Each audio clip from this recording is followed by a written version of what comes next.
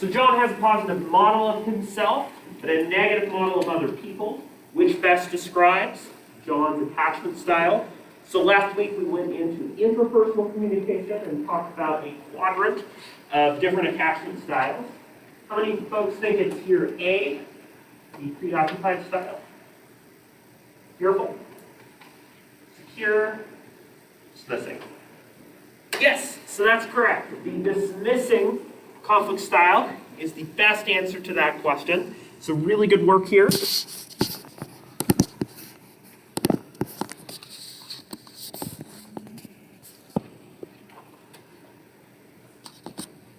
As you'll recall from this quadrant, right, the different attachment models are a really big aspect of interpersonal communication because it's how we view ourselves and our own value as a human being modeled here, right? Our model of self here at the top. But at the same time, it's also important to our relationships because in an interpersonal level, it's how we value and treat other people.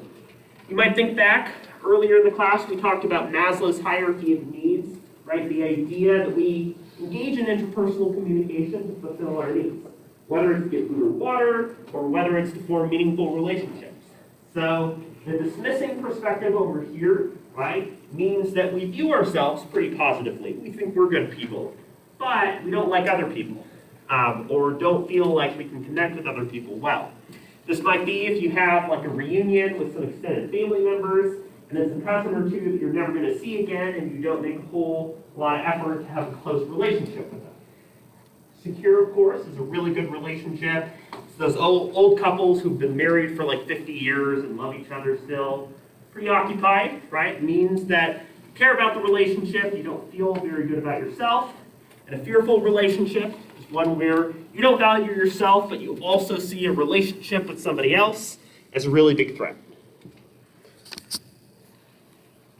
So last class, if you missed last Friday's class, I went ahead and posted several links on resources that can help you out. You also shared, which is really cool, where the LOSO, I think it's in LOSO 240 or 250, the location of some of the tutoring services available on campus. It's also on the EOU website.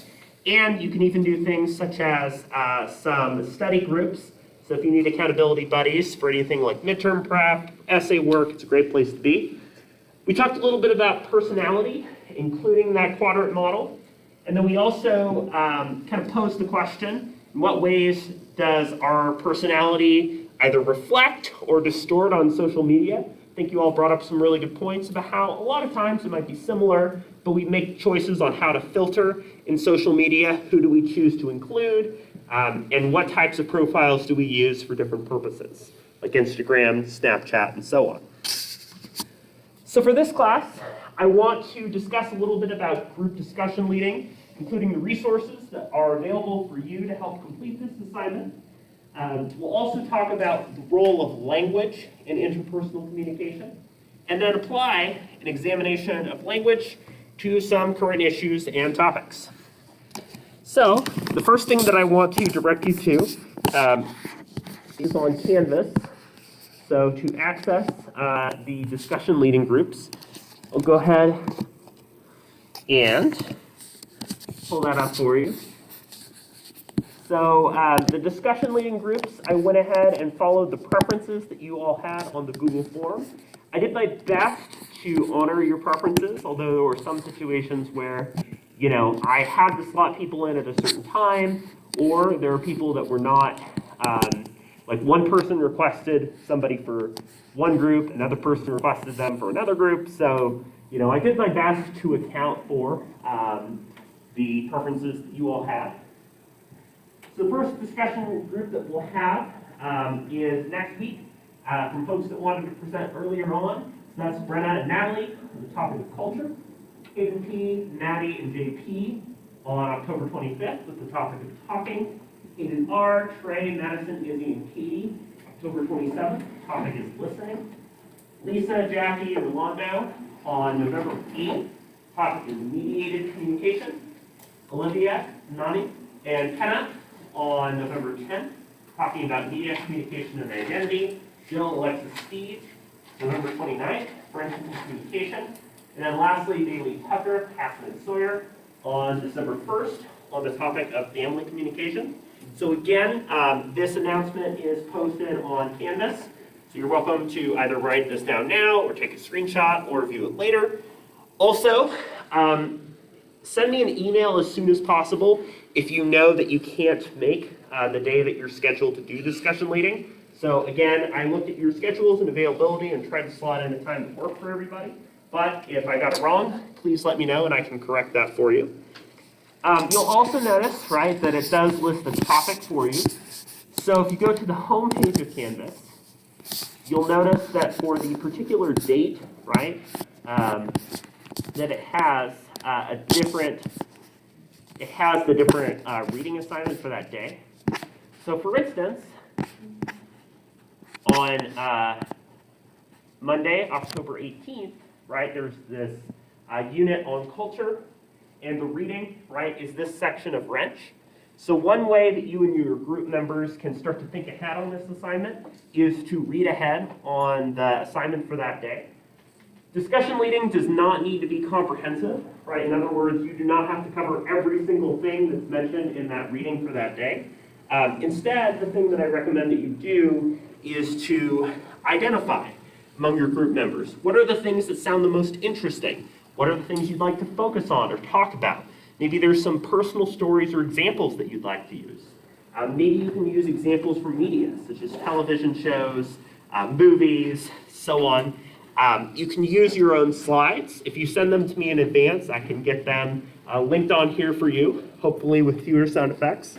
I can also, get things like videos available for you and so on. So there's a lot of options here, right? It's 15 to 20 minutes, and essentially the stage is yours. I've had people use things like Prezi or Google Slides or PowerPoint. I've had people even do things like create like a little poll where people can use their phones or other devices to like answer the polls. There's kind of fun stuff that you can incorporate, and it's up to you. As far as this assignment goes, again, this is not about your public speaking skills. I'm not asking you to deliver an amazing speech or anything like that. I want you to help to get us into the topic, thinking about the topic and so on. If you don't cover everything, that's okay. I'll help to fill in some of the things that you might have missed. So there is a rubric that's posted here on the front page of Canvas. As you'll notice, right, the big things that I'm looking for on the rubric, first of all, is your presentation on the day, right? So are you, along with your other group members, there on the day that you're scheduled. While you'll be working in a group, you will be graded individually, right? So if you did what you needed to do, but then you had a group member that just like got sick and didn't come to class, that's okay. That's not going to impact your grade. 15 to 20 minutes. Did you prepare and work together on this assignment? Did you share us this material in a way that was engaging or interesting or thoughtful? And then the other thing that I'm asking you to do is one per group to turn in an outline. It's about 2 to 3 pages. And the outline essentially goes over the big things that you'll be doing in your discussion leading.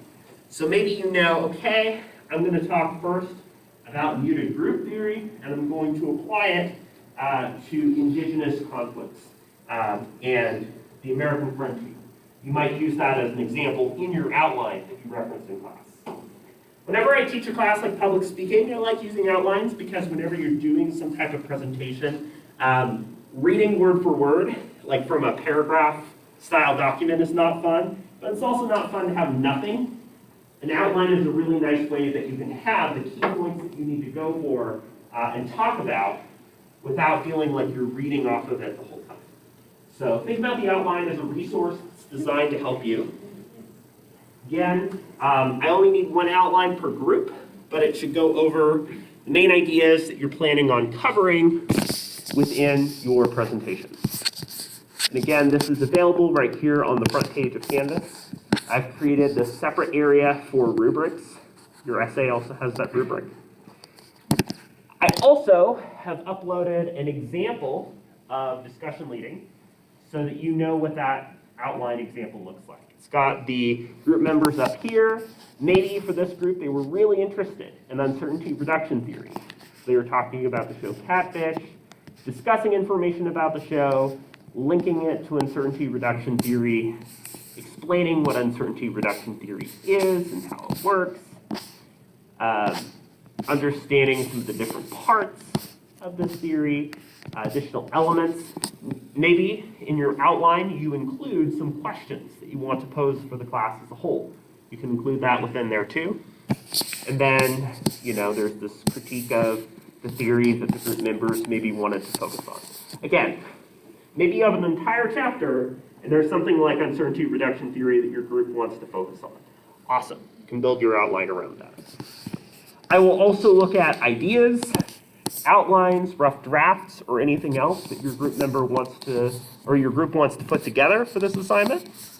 And I will also give you some time in class later this week for your group members to chat, get to know each other if people don't know each other at all, and take a little bit of time to brainstorm. But outside of that, you'll want to mostly do that work on your own. A really easy way to do that is to go to the people section of Canvas, right? And if you click on the names of group members, right, you can send a message to them. So I'm like, hey, JP, you're in my group. I click here. I can send a message. Right there. So that's one way to do it. Again, having a shared Google Doc or Google Drive is a really great way you can start to work together and put together ideas related to this. Does anybody have any questions about the discussion leading assignment? Yeah. So for the outline, are we so with this paper, can we use it as we are in our presentation? Yeah, so print out or download a copy and group members are welcome to use it. You can even, one strategy that I think is really useful that some people have done is they'll split the outline into people. Okay. Yeah, and they'll say, okay, now Natalie's going to take on this section and talk about this part for 3 or 4 minutes. And then would we just turn it into once we're done? Yeah, so there will be a space where you can do that on Canvas. It's probably easier just to upload it to Canvas, but if you can't do that and you need to get me a paper copy, you can do that too. And so then with the presentation part, so we're just reading the section that you assign us, and then presenting that to a class in a more engaging way, connecting it to real world, having questions, stuff like that. Exactly. You don't need to be comprehensive, right? You don't need to cover everything in the chapter. You can cover the things that are the most interesting to you, apply them to things that you're interested in, and so on, right? I'm not going to grade you on how much you covered the chapter. Any other questions on that? Again, I know not everybody loves public speaking and presentation, but that's not what you need to do here. You have a lot of people to back you up, and you're just here to present and share some of the ideas. As we get closer, I would imagine that more questions or more feedback that you would like on this assignment might come up. That's okay. Just let me know.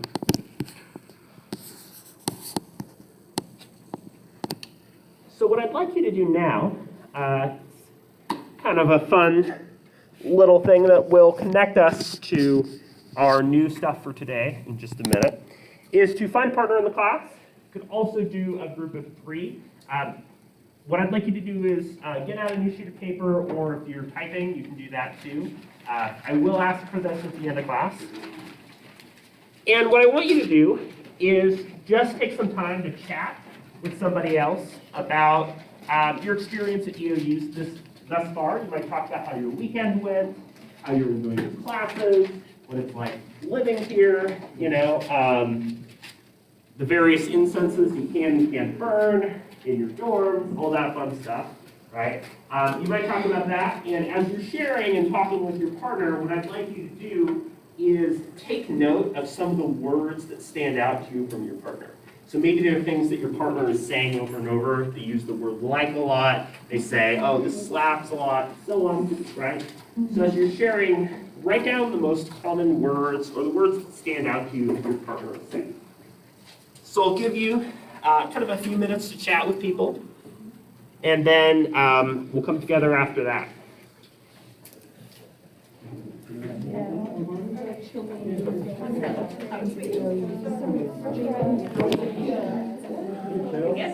Am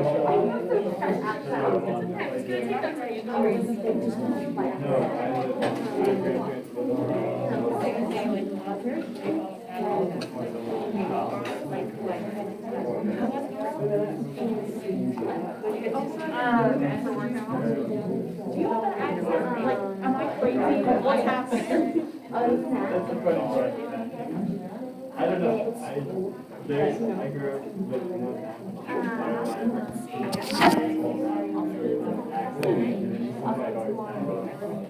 I'm sure you get that question a lot.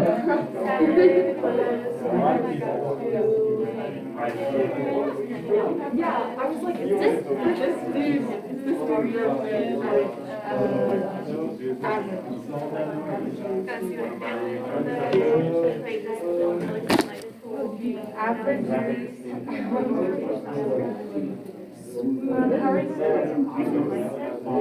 How are your classes going?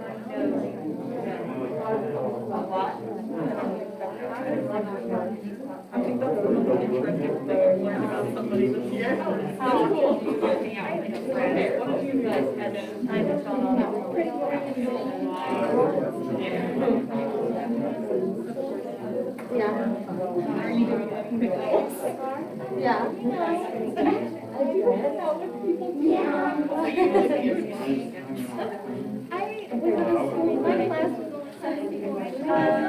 So I'm used to it. Smaller amount of Stressed out. Right. I'm so bringing all the I feel like I'm always Wednesday right after the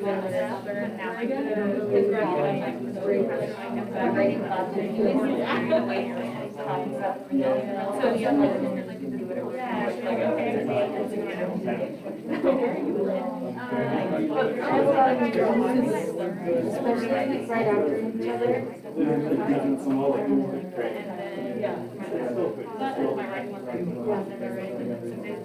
My weekend was good.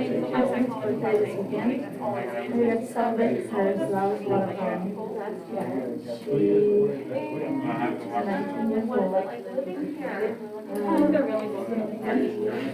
She's 19 years old. It just goes from Friday. That was an adventure. It was really exciting.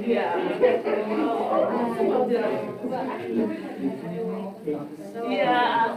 Take another minute or two to finish up. Maybe move to somebody else if they haven't had the chance to share.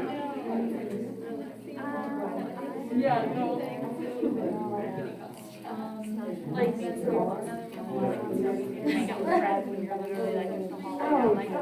Yes, yes. But you're also like everybody's talking about it. It's stressed you guys out. Like finding the students.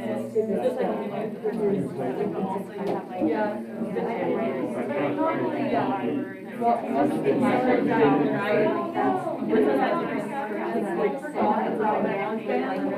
So it's like 4 hours upstairs, and like upstairs doesn't have everything, so my hands are like 8 to 5 minutes started. Yeah. Are they such? I go in there, yep. You're not. Thanks. All right, go ahead and finish up your current idea. Yeah, of course. You never need to ask. We can- I've never. Yeah, so good question.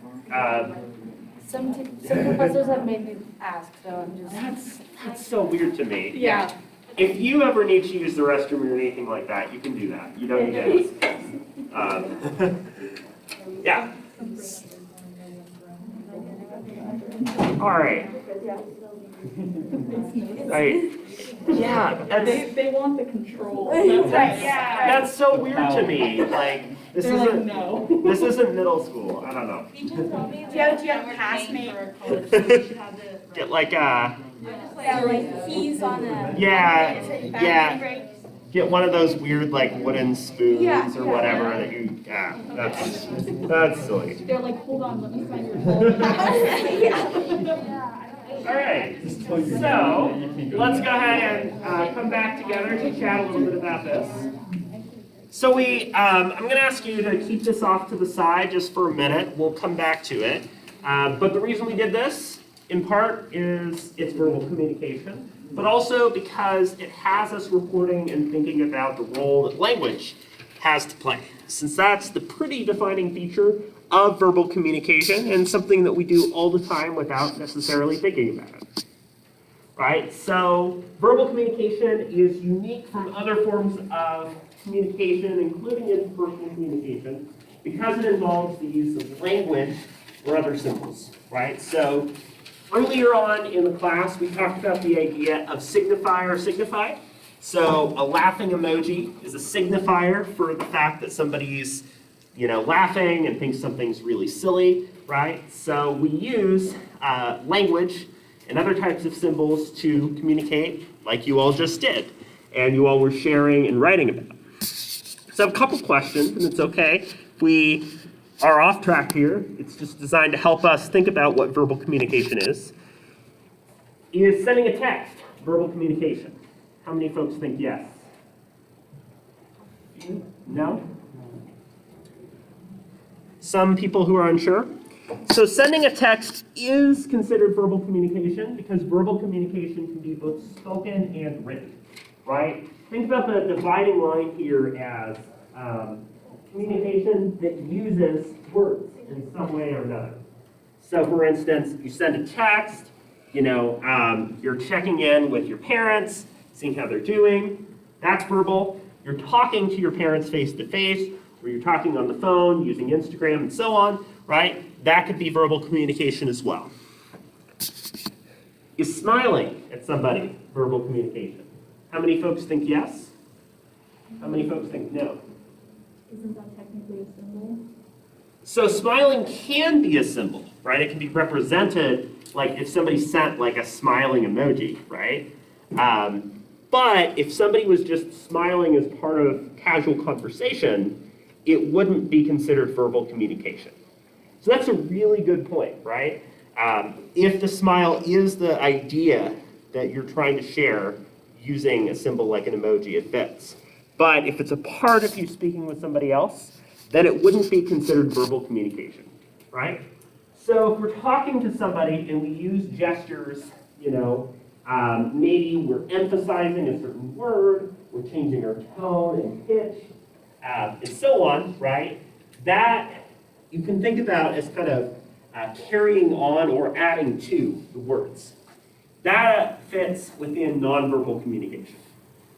So, if I were to say something like, today I went to the store and like my arms are gesturing as I say it, right? That's the nonverbal part. The word I'm going to the store is the verbal part.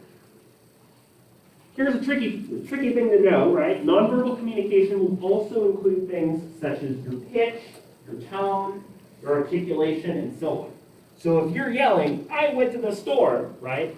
The pitch and the loudness of your voice would be nonverbal, even though the words themselves are verbal, right? So that's the tricky thing to know. Think about, it's kind of like verbal communication is the pizza, and nonverbal communication is how the pizza is delivered, right? Do you order somebody to get it delivered, and is it really cold? Or did you go pick it up fresh in the store, right? Or are you Walter White and did you throw it on the roof? So there's a lot of different ways to understand verbal versus nonverbal. Would American Sign Language be considered verbal communication? How many folks think yes? Right. So ASL, American Sign Language, is technically verbal communication, right? Because ASL uses, the various patterns with your hands and arms and so on as a way of conveying information. These themselves are symbols. So I don't know ASL very well myself, right? But I know that the collection of symbols that you can use can form different sentences and ideas. One thing that's really interesting to know is that there's actually various accents and distinct ways that people use American Sign Language. So I thought this would just be kind of a fun thing to share.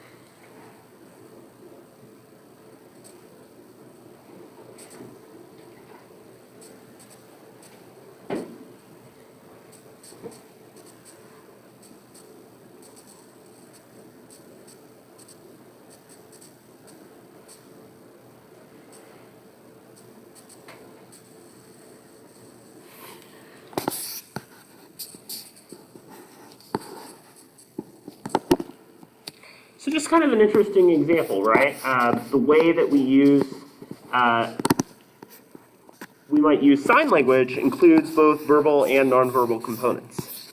In this example, right, the verbal components would be the actual words being said, but the nonverbal components would be, the New Yorker who's using sign language very quickly, and older fellow who has some changes in essentially how his hands are being used because of his age, right? So, interesting difference here between verbal and nonverbal communication.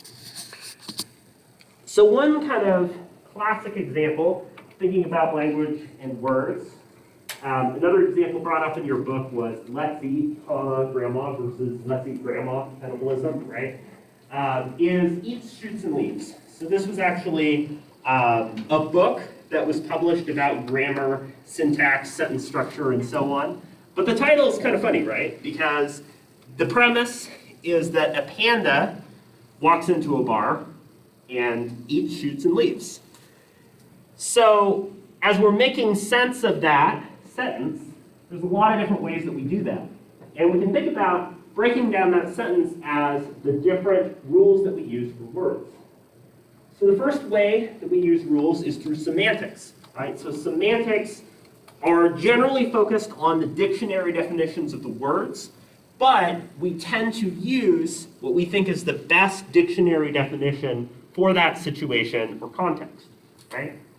So if I were to say the panda eats, shoots, and leaves, you might think about the word shoots. And you would think, well, it's a panda, right? Pandas don't have opposable thumbs. Pandas can't wield a gun. But pandas do eat things like bamboo shoots. So in this situation, you would use semantics, the dictionary definition of a shoot, as, piece of vegetation that's a part of the panda's diet, to understand what that sentence meant, right? Also, the word leaves, you could think about leaves on a tree. So you're using that dictionary definition to help you to make sense of that sentence. The second component is this idea of syntactic or syntax. And that's how you use words in terms of grammar, sentence structure, punctuation, and so on. So one of the things that makes this sentence challenging is the panda eats, comma, shoots, and leaves. And you could or couldn't include the Oxford comma, it's up to you, right? But the comma being there would make a big difference. If the panda eats, comma, shoots, comma, and leaves, then it is eating and then it is shooting, right? It's shooting in the bar and then leaving. But if there's no comma, the panda eats, shoots, and leaves, that's just its normal vegetation. So we use cues like that to help us make sense of what words are saying. It's not just the word, it's how the word is being used in a sentence. Then the third idea is this pragmatic approach. And again, it goes back to adjusting and altering our language choices for the situation. So again, you might think, that's ridiculous. Why would a panda be shooting a gun? And you would think, okay, it's this kind of shoots, as in the plant. So each shoots and leaves is a good example of how these three different words help us to make sense of the language that we use every single day. This is an idea that was kind of brought up from the very beginning of the class, right? The idea that words, that language, shape reality. One example that I brought up earlier in the quarter is the Paraha, which are indigenous people in the Amazon that are anumeric, that do not have words to describe numbers past 3. And so they'll say, there's 3 sticks, or anything beyond that, there's several sticks, and don't necessarily distinguish 5 sticks versus 6 sticks, right? Try saying that 3 times fast. So that helps us to understand that our word choices matter. The language that we have every day to describe the world changes and alters itself all the time. Think about the phrase ghosting. If we didn't have texting, and we didn't have things like social media where somebody could ghost somebody else and stop communicating with them all of a sudden, right? We wouldn't have that word. But now we do, and we understand it as a practice that somebody might do. Oh, they ghosted me, right? Or we're worried about somebody ghosting if they haven't responded within like a week. So that changes the way we think about the world. An example brought up here in your book too is that in a lot of areas such as Japan, because a lot of the homes and properties are pretty small, most Japanese people don't necessarily have backyards. So there isn't the same type of word for backyard. Or there's a lot of like German words that are very specific for certain kinds of human experiences, right? One example is Schadenfreude, or taking pleasure in the suffering of other people. I guess there's words like sadism, right? But there's a lot of specific words that don't easily translate because depending on the language, it might be a specific experience or idea unique to that language and unique to that culture, right? Another way that we make sense of our words and our language choices is this idea of abstraction. So the abstraction ladder, right, runs from the most abstract, that is the most basic and simplistic language we could use, to the most concrete, the most specific. One thing that was brought up in this class was the idea that if we have ambiguous or challenging communication, context matters. Context and greater information helps us to clarify and understand what it is that's being talked about. In the example here, right at the very top we have, oh, it's information. But as we get less and less abstract and more concrete, we move from research, academic fields, humanities, social sciences, communication studies, into personal communication. Another way we can think about this is how we classify living creatures. So there's that whole system. Again, I'm not a biologist, but it's like the kingdom, phylum, class, order, genus, species. It's like the different levels of abstraction. And as you move forward, right, it gets more and more specific. Oh, well, this creature is in the animal kingdom. Okay, very abstract, right? Very vague. Oh, this is a lupus canine. It's a dog. That's a lot more concrete and specific. Genus and species. So we use that, and we use levels of abstraction all the time, and sometimes we might choose to be more abstract if we're trying to be vague. Oh, how was your weekend? Maybe you're talking to your grandma. Oh, it was fine, it was okay. Because you don't necessarily feel comfortable sharing a lot of details. So words can be used for a lot of different reasons. One of them is the denotative, right, the dictionary meaning. Connotative, right, is the idea of context and the way that that term gets used and circulated, right?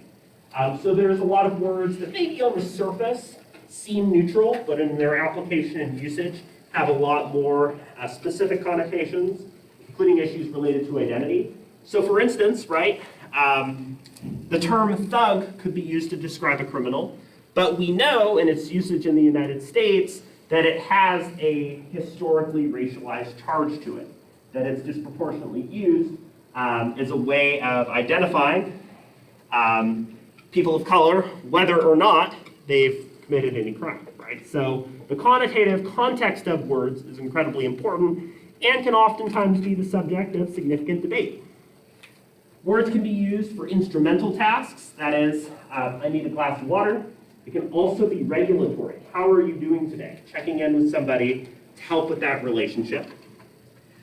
They can also be used in a personal way. So we can think back to interpersonal communication, right?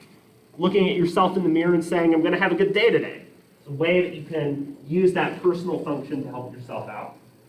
A heuristic function. So, going back to something like algebra, right? If you've taken an algebra class, you probably are familiar with PEMDAS, or the way that you order completion of an equation. You start with the parentheses.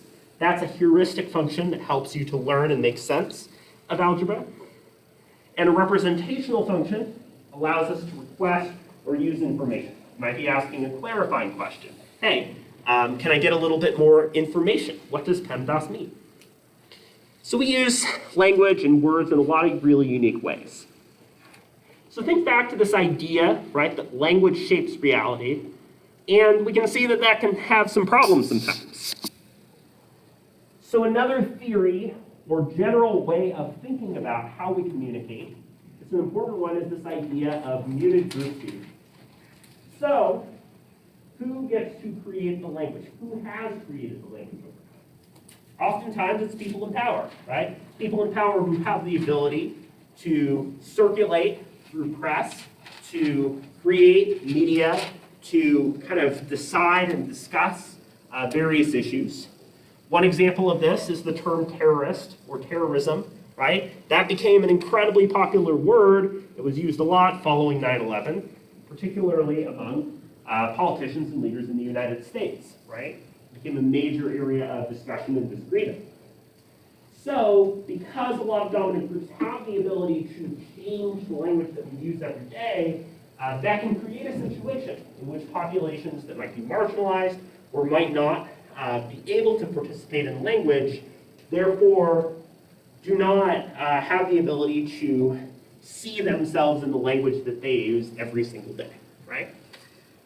So one example that I think is a pretty relevant application of this, since today is recognized at the state level as Indigenous Peoples Day, is that right in sort of what some would consider the American frontier, but what others might critique as the sort of colonialism and expansion of the United States, right? As the United States attempted to expand westward and engaged in conflict with indigenous communities, one of the major sources of that conflict and disagreement was about how land should be understood. Because for a lot of indigenous groups, they did not necessarily see the land as a commodity, as a resource. Land is not something that you can own or use or buy or sell. Land is just there, right, as this sort of shared experience. So, unit group theory helps us to understand what's going on, right, because the United States, the sort of right to property and the ability to own, buy, and sell property was understood in terms of language in the United States, but for many indigenous groups was not a concept being used to think about land. So a big source of disagreement, and again, to an extent, new to group theory, is that in the United States, we saw land as something to buy, sell, take, so on, which meant that for many indigenous groups, we were not able to view land in a different light or engage with land differently, right? So there's a lot of other ways that we can kind of categorize and sort through and make sense of language as well. And as I'm talking through these, I want you to look back to that sheet of paper that I asked you to start the beginning of class, right? Where you were taking notes on your partner or trios, word choices. As I'm working through these, I want you to try to sort the words that you chose into these different kinds of categories. So maybe somebody said, this is left. That fits under what we consider to be slang, right? So our language can be divided in terms of both formal and informal, right? So formal is what you might use in an essay. You're trying to be really professional, structured professionally. Informal is language you might use every day. One thing we do a lot in formal language is that we break up contractions. So rather than saying it's, we might say it is. Jargon is kind of unique because jargon is specific and technical language to a certain group. So if somebody says you use too much jargon, and you're talking about how you need to choose between C++ and Python and decrypting and so on, if somebody is not a computer science major or not super familiar with technology, web design, and so on, they wouldn't understand the terms. So it's specific to a group and considered to be jargon. Colloquium or colloquialisms, right, are the phrases that we use, oftentimes like expressions. Have a field day, have a ball. Those are oftentimes pretty common. Again, slang is specific to different groups. So slang starts to develop over time, right? It's kind of fun to look at. I was looking at like a Gen Z slang dictionary the other day, and it was a lot of fun. Helped me to understand some of the shows that were geared toward younger audiences, like teen comedies and stuff better. I was watching a show and everybody was like, bet. And I was like, bet what? What are you betting? And I was like, oh, I feel old now. Idioms, right, are like figures of speech. So, like add, it's so weird, you always use to say, let's make like frog eyes and bug out of here. That might be an example of figures of speech. Biased language, right, so this is where things like racist and sexist language, even if it's not necessarily intentional, can come up, right? Oh, I saw a doctor today. Oh, really, what's he like, right? If their gender isn't revealed and we're like, oh, it must be a male, right? That can be the use of gendered language. Or fireman versus firefighter.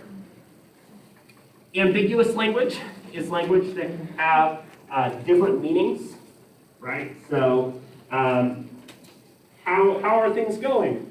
Interesting. Well, interesting can be good, bad, anywhere in between.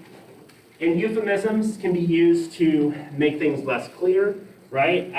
Oftentimes this is used in things like innuendos, right? Or adult jokes and humor that are put into kids shows, where there's a lot of times like a joke that kind of flies over the head of kids, but adults might get. So I'll give you a couple more minutes on this. I'm just gonna jump ahead for a second and then come back to this slide. So some of the major things that we went over for today were about verbal communication, right? How we use language to share information and reality. We talked about how verbal language can connect to things like culture through examples like muted group theory and the challenges of being able to communicate and speak if you're not necessarily occupying a leadership role in language, and some of the ambiguities that can be created through communication as well. For next class, I'm asking you to read Wrench 154 to 182. I know this Monday and Wednesday are a little bit heavier on reading, but this will get us both into verbal and nonverbal communication, and then Friday's reading is really short. And as you're looking through this, you might try to identify some of the differences between verbal and nonverbal communication approaches. So I'm going to pull this back up. What I'd like you to do is just wrap up what you're currently working on or finishing up on, and identifying the words that you did to the language types. When you finish that and you're feeling good, you're welcome to pass that paper forward, and I'll use that as attendance for the day. I do have your attendance grades up on Canvas. If there's any inaccuracies or errors, let me know. And also, just double check your groups and the day that you're scheduled to present. Make sure that that lines up with your fall schedule. Otherwise, have a great Monday, and I will see you again on Wednesday. Awesome. Thanks, JP. Thanks, Sissy. Awesome. Thanks, Madison. Awesome. Thanks, Rick. Great. Thanks, Tucker. Thanks, Jackie. Have a good afternoon. Yeah, thanks. Have a good one, Hayden.